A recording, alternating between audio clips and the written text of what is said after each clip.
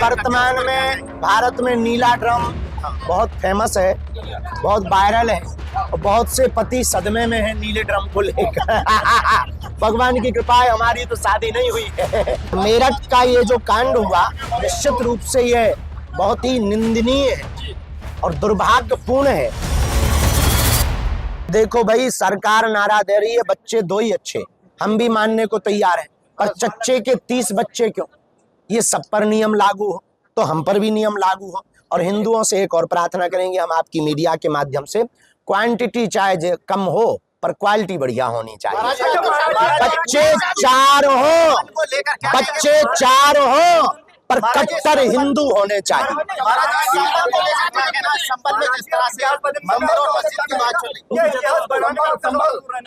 हम किसी भी चीज को तलवारों की लड़ाई से करने पर भरोसा नहीं करते।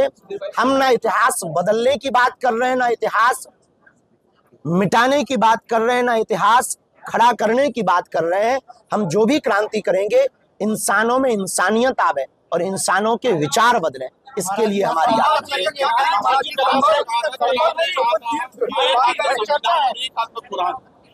कल आपने कहा था कथा में एक हाथ में संविधान और एक हाथ में पुराण। आप कानों का लाइव चेक करवाओ, हमने पुराण कहा था, कुरान नहीं कहा था।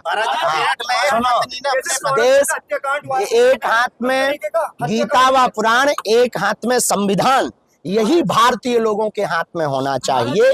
तभी देश, देखो देश शस्त्र शास्त्र दोनों से चलेगा, देश संविधान और हनुमान दोनों से चलेगा।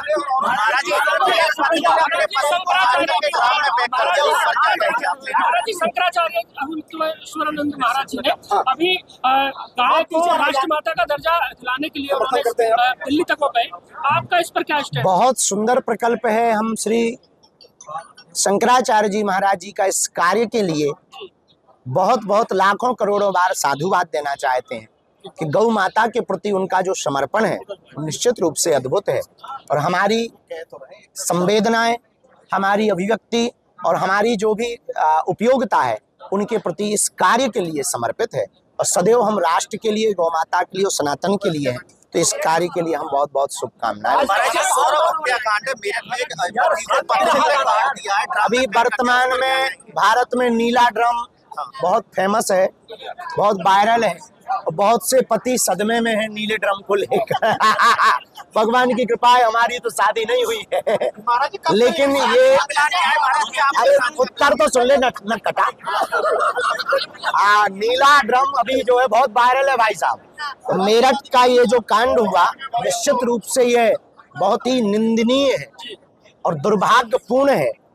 वर्तमान समाज में घटते हुए परिवार की व्यवस्था, पाश्चात्य संस्कृति का आगमन और लव के चक्कर में विवाहित पुरुष अथवा स्त्री पड़े हुए परिवारों को तलाक व परिवारों को मिटाने की साजिशों को पूर्ण कर रहे हैं। तो हम यही चाहते हैं कि अपने जीवन काल में एक ही एंट्री होनी चाहिए। और ये संस्कारों की कमी है। जिनकी भी बेटी या जिनका भी बेटा इस प्रकार का कृत्य कर रहा है, उनके पालन पोषण की कमी है। इसलिए संस्कारवान परिवार बनाने के लिए प्रत्येक भारतीयों को रामचरितमानस का आधार लेना आवश्यक है।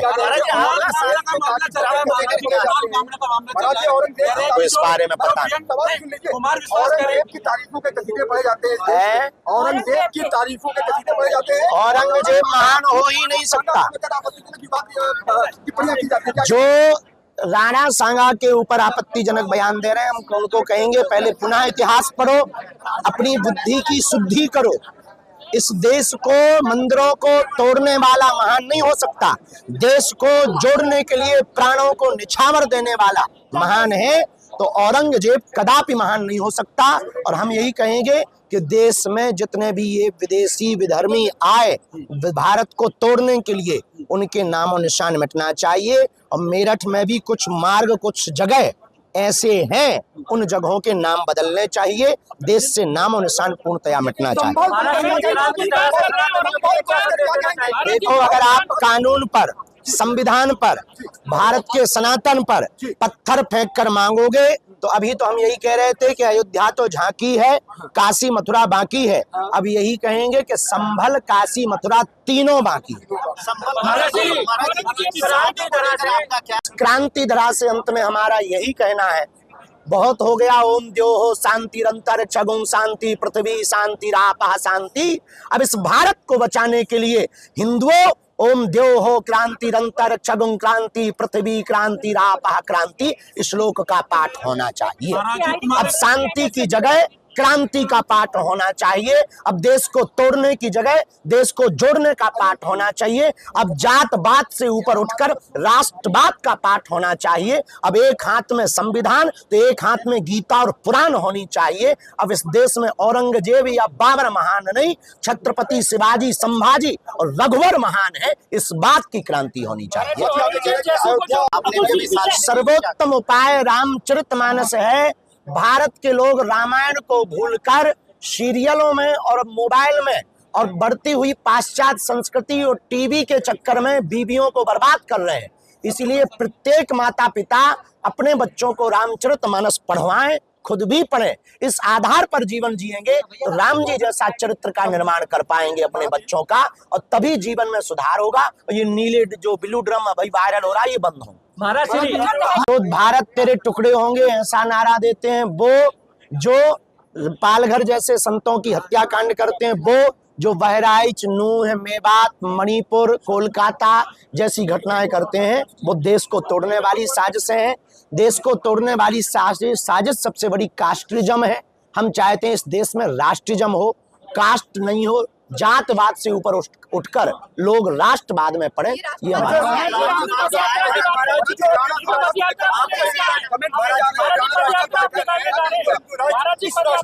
कैसा होगा हिंदू राष्ट्र जब एक तो कैसे आएगा, इसका जवाब दें कि हिंदू राष्ट्र आएगा। हाँ, बहुत सुंदर प्रश्न।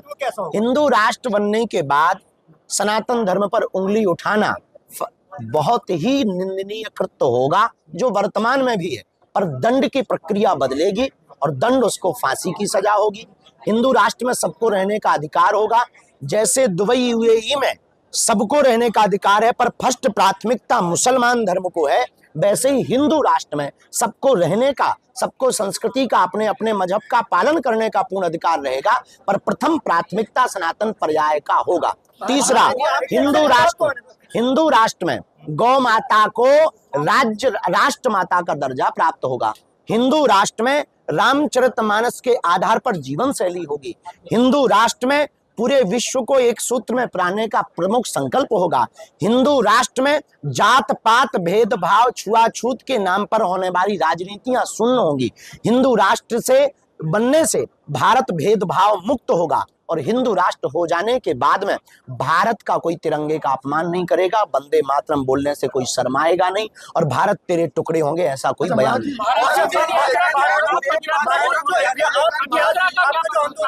पद यात्रा हम दिल्ली से अभी हम ब्रिज गए थे वृंदावन, वहां पर संतों की सहमति से हमने निर्णय लिया कि हम वृंदावन से दिल्ली की यात्रा ना करके दिल्ली से वृंदावन की यात्रा करेंगे। मूल उद्देश्य हिंदुओं को जगाना, हिंदुत्व को एक करना, भेदभाव छुआछूत मुक्त समाज को संगठित करके विचारों की क्रांति खड़ी करना, ब्रिज परिक्षेत्र में विक्रय होने वाले मांस मदिरा का विक्रय पूर्णतया प्रतिबंध हो, सरकार के साथ साथ लोगों के मन में यह संकल्प स्थापित हो। इस ध्येय को लेकर के हम यह दूसरी पदयात्रा अपने जीवन काल की भारत को हिंदू राष्ट्र बनाने के लिए करेंगे।